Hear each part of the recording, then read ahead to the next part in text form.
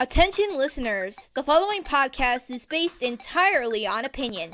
Just know that you are welcome to share your opinions in the comments, but please, don't be a troll and just respect other people's opinions, even if they agree with you. This is not meant to be a battleground for both fans and haters of Teen Titans Go alike, and I want to make this internet environment as friendly as possible with absolutely no rudeness or negativity of any kind. Thank you. And now, our feature presentation. Hello and welcome to the Teen Titans Go Saga, the podcast, the audio-only show where I take a look at the best and the worst of what Teen Titans Go has in store for us. My name is McKenna White, aka Raven the Commentator 2001, and I am your hostess for this series. To those of you who are new to the podcast, congratulations! You are in for the experience of a lifetime. How this works is that I talk about an episode and go into some detail on the pros and cons of each one. Before the episode ends, I give it a golf-themed rating based on a number of pros and cons. Here's how it goes. Hole-in-one, eagle, albatross, birdie, par, bogey, double bogey, and triple bogey, with a hole-in-one being the best and a triple bogey being the worst. You know what? I feel like I'm forgetting something. Excuse me, ma'am, you forgot your fidget spinner. Oh, thank you, Raven. Thank you so much. No problem. Hi, audience. Well, I guess I'll hear from you in the next episode then. Bye-bye. Oh, and, your notes are right here on the bed. Oh, thank you for reminding me. No problem. Alright, so, the two episodes that I have been watching recently are Driver's Ed and Dog Hand. Let's talk about Driver's Ed first. The episode starts off with Beast Boy playing a video game as he is about to defeat the boss, saying that it will be the greatest achievement of his life. You know, the setup in the beginning here, I think, is pretty relatable. The reasoning is because before I became a teenager, I used to play video games on my Xbox, and I would get achievements every single time, and I just beat the game after I get those achievements. You know, those were the days before I became a teenager. And he defeats the boss until Ramen comes in with some sort of an emergency, and the emergency here is that he was hungry, and so he eats some fast food. And this results into one of the cons, meaning that there are Ramen's emergencies, and that he interrupts the rest of the Titans' activities. And the rest of the Titans didn't even get to do what they needed to do because of that. And on Tuesday, Cyborg is getting his memory backed up, and so Ramen comes in again. This time, he unplugs him out of backing up the data so that he can buy him a video game.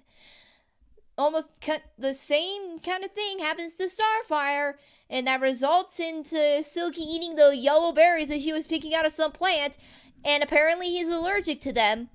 And his emergency this time around is that he is listening to music from DJ Aqualad or something like that. And that gets Starfire to be pretty irritated.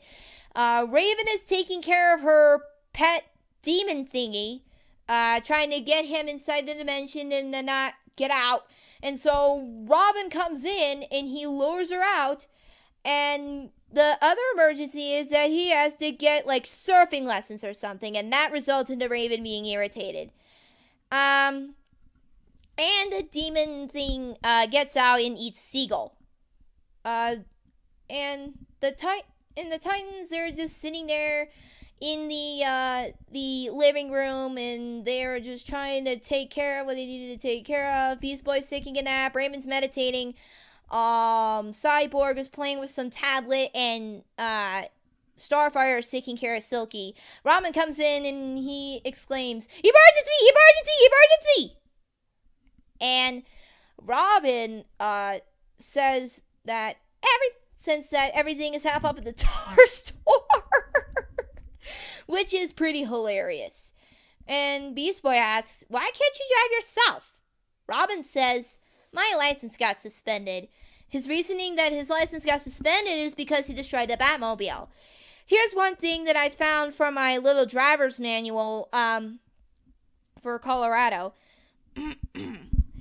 Your driving privilege may be suspended, revoked, or canceled if you meet or exceed the minimum point accumulation for your suspension, are convicted of driving while under the influence of alcohol or drugs, refuse to be tested for alcohol or drug content, are convicted of failing to report an accident or leaving the scene of an accident without stopping, exchanging information, and rendering aid, failed to report an accident to the Colorado Motor Division according to the financial responsibility law, give false information on your driver's license application, fail to settle a judgment against you as a result of an accident while operating a vehicle, lend your license to someone else or misuse it in any way, alter or deface your license, fail to appear for a re-examination requested by the Motor Vehicle Division, are convicted of manslaughter as a result of a motor vehicle accident, fail to pay a fine for a traffic violation from this or any other state, fail to register in Colorado all vehicles owned within 30 days of becoming a resident, fail to pay order child support, and fail to provide valid evidence of insurance when requested by a law enforcement officer. If you are convicted of driving while under restraint, your driving privilege will be suspended again, effective for 1 year from the date you would have been reinstated. These are the things that can get you suspended. That can get your license suspended. You know what? I'm pretty torn with this detail. Right after his reasoning, the Titans laugh at Robin for not being able to drive himself. I'm not sure if it's a pro because Robin deserved to get laughed at because he destroyed a Batmobile, or a con because the rest of the Titans were being rude. Is it a pro or is it a con? Let me know in the comments. And he says that he knows a guy that can teach him how to drive properly, and his name is Ed. On the commentary, on the personal note-taking commentary that I made, I said that his name was Ned, but it turns out it was Ed. I was mixing up names here. Anyways, he claims to be a master driver when clearly he destroyed the Batmobile, meaning that he is not a master driver yet. And so Robin takes his first test, and guess what? He failed. The Titans laugh at him again, and he takes another test. By the way, there are dangerous parts of the first test, like driving off a cliff and then drowning. Anyways, and for the second test, Robin did worse the second time around. And there are loads of like creative like stealing scenes, like the one where Ed steals gold from a leprechaun. That was pretty interesting. He fails the test so many times, and then we see the Titans drinking coffee. You know, that's relatable to not only me, but also some millennials who drink Starbucks, or think kind of Starbucks as well. Me, I like to drink Starbucks coffee whenever I go to Starbucks. I usually just go for a Frappuccino or maybe a latte if it's cold out there, and I just had like a chocolate mocha latte for my birthday, and so yeah, that's that. Anyways, and the Titans chase each other. Oh wait, I forgot to mention. In the second test, they go through a store, and there was like a creative scene where the cops and the car are chasing each other. In the store. It was pretty creative, but they kind of stole the Benny Hill theme song. It was like anyways, sorry, don't worry, there's more to this. The T car chases him down, and so Robin passes as I predicted in the commentary that I made, and it was only because to get him to not be a getaway driver ever again. And so the demon thing gets added into the portal that the demon has set up for himself. By the way, the leprechaun gets hurt. And it has been proven that Robin is the master driver. And also, there was like some stuff after that, but it's just ended. Okay, so I'm going to sum up the pros and cons of the episode. The pros are that the setup in the beginning was very relatable. Beast Boy was about to beat the boss until Robin was really interrupted. The Titans get sick of Robin's silliness. The Titans have been doing whatever they're just doing stuff in the living room. That dollar store bit from Robin was pretty hilarious. Robin's reasoning as to why he couldn't drive himself was logical. And there was Robin's hilarious dancing moment, like that Robin beatbox or Robin meme. That's part of it. There was also a creative and hilarious chase scene. And there was clever stealing scenes, as I said. The four of the Titans drinking coffee. That's pretty relatable to millennials and myself. There was also a fun car chase scene with a T-car and a student learning car. And Robin manages to pass. And Ed's punishment for being like a criminal is pretty creative, and it's pretty well deserved for him for robbing banks. And it has a great reveal of Ed, meaning that he's a criminal. And the lost memory part was good for the first time. However, there are a lot of cons to it, like Robin's quote-unquote emergencies. The rest of the Titans didn't get to do what they needed to do. Robin breaks the window. Silky experiences an allergic reaction to the yellow berries. Raven's pet demon thingy escapes and its dimension, and it eats a seagull. Robin doesn't respect the other Titans' responsibilities. Robin claiming that he is a master driver when really he wasn't. Robin failing the test so many times. Dangerous parts of the first driving test. Robin doing worse the second time around. And they were driving through a store. The lost memory joke for Cyborg was just completely run to the ground, and the leprechaun gets hurt. The only part that I'm in the middle, that I'm kind of confused about, is that the Titans laugh at Robin. Like I said, I'm not exactly sure if it's a pro or a con. While I was taking notes, I was kind of torn between like the number of pros and cons. For the number of pros, it can count as 16 if the laughing detail counts, or the number of cons will be 15 if the laughing detail counts. So, this has been my little summary for the episode. It's not as entertaining as it is. But before we talk about Dog Hand, commercial break. And now it's time for the voice actor fun fact of the day, the part of the show where John comes out and tells us a fun voice actor fact. Kevin Michael Richardson, known for voicing a variety of characters since the 1990s and having a very deep voice, happens to be a father in real life with two sons named Michael and Anthony. Pretty nice, huh? Thankfully, they do not have Trigon's blood, considering that he voices him in Teen Titans and Teen Titans Go. Wait a minute. Did I just foreshadow the next episode that will be discussed in the podcast? Well, I guess I did. This has been the Voice Actor Fun Fact of the Day. Tune in next week for another fun bit of information about your favorite voice actor. You know, after thinking about Robin's behavior in Driver's Ed, I learned this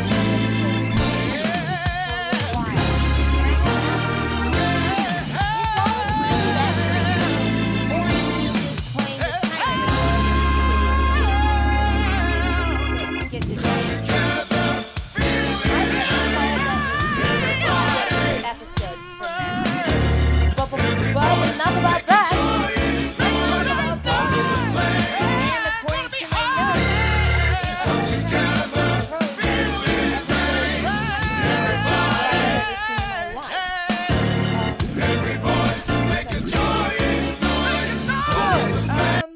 I'm gonna sum up pretty much the pros and cons of the episode. I don't want to get into the plot because, well, I'm pretty sure if you've seen the episode, you already know what it is.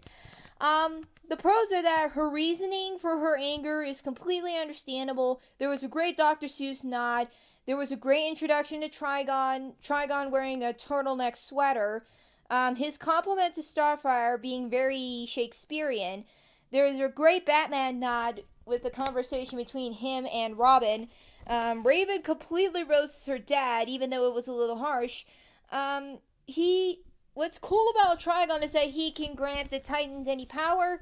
The rest of the Titans were being very nice to Trigon. Starfire talking like a modern teen is pretty hilarious. Cyborg's dog hand is cute. Silky is a beautiful alien butterfly. Beast Boy Simile is pretty interesting. He says his breath smells like a fireplace. A simile means comparing two unlikely things using the words like or as. The art on the wall looks pretty fantastic, as my dad said in the commentary. The Titans encourage her to complete 2 of the steps. They're a good villain twist. Raven does not become evil. The Titans knew that Trigon was evil the entire time. Trigon is defeated, the Titans return to normal, and Raven foreshadows a later episode. However, there are a few drawbacks to this episode. The cons are that Raven ruins the flowers and breaks the window in the beginning, right, and she hides her reasoning behind her emotional problem. The introduction was repeated by Trigon, but with extra detail. Robin gets hurt by him. She gets a bit harsh. Raven gets a bit harsh with her dad. Trigon's lecture was a bit unreasonable, but so was Raven towards her father. Raven says the word wiener, which I don't know why. It just doesn't make sense. Robin's veins in his muscle show, and he throws the TV by throwing, and he removes it from the cars, which I will admit that's pretty expensive, and he should pay for it. It's his house. Robin's advice to Raven, saying that she should be more like him, was proven to not be helpful towards the end. The art of the wall is just the same in almost every single house. The third step, which is her Raven killing her friends, is really messed up, and Starfire doesn't really participate in the fight because she was texting. And then she goes, whatever. I have a very special guest with me to discuss the difference in relationships, the father-child relationships between Raven and Trigon and Ego and Star-Lord. There will be some spoilers for Guardians of the Galaxy 2, so if you haven't seen it, just go watch the movie before listening to this podcast. So, why don't you introduce yourself, good sir? Hello, I'm McKenna's dad. So, tell us, what do you think is the difference between Raven and Trigon's relationship as father and daughter, and Ego and Star-Lord's relationship as father and son? Let's see. I think Trigon wanted his daughter to join him, and I think Ego wanted to use his son to take over everything, I guess. Yeah, he wanted to, take over the world. And the difference in the twists between the two of them is that Trigon in the episode says, you have really destroyed the legend of Trigon for not killing your friends. And Ego, okay, spoiler alert, it's been revealed that Ego has become the villain. Star-Lord realizes that he wanted to use him to control everything, especially, in his planet. Well, he was taking over every planet. He wanted to take over everything. That was a big plot hole to me, because to what end? Okay. Yeah. So he takes over, he is everything. Now what? I don't get that. Yeah, I think what's interesting is the fact that Star-Lord confronts him about killing his mother by giving her brain cancer. Yeah. Yeah, that just proves that Ego was completely evil. He was truly evil, as shown in the movie. Yeah. But I mean, so is Trigon, right? He wanted Yeah. to kill all the rest of the Titans. Mm-hmm. Yeah, he wanted Raven to kill his friend, to kill her friends, and because she refused to, he decides that he will destroy all of her friends. That seems pretty messed up when you think about it, especially like coming from a father like him. Yeah, it's not quite killing everything in the universe, but it's pretty bad. Yeah.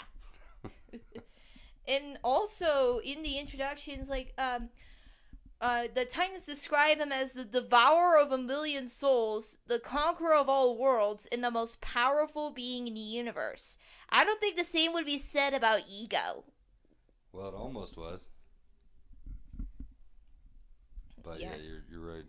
At least Trigon doesn't have an alien assistant like Mantis who can touch people and feel other people's emotions. Yeah, I like that. Part of the movie. I like Mantis. Yeah, Mantis. Yeah, I think Mantis is a pretty good character too. You know, Raven is kind of like, you know, pretty much like the dark version of Mantis, except she doesn't feel other people's emotions. Instead, she just like feels her own. All right, I can handle that. And at least like she didn't. And there was like this one part of the movie that is kind of pretty hilarious. It was where Mantis touches Star-Lord, and she's like, "You feel like this little scientific love for Gamora." Oh yeah. Yeah, I will admit that was pretty funny. Yeah. But back on topic to the relationships between fathers and daughters. Do you think, as a father, that a good father-child relationship is important in every child's life? Absolutely. I think it's vital. I think it's probably the most important part of it. You trying to set a good example. Yeah, that is pretty important. Well, thanks for joining me for this podcast. Absolutely. Anytime. Yeah, thanks.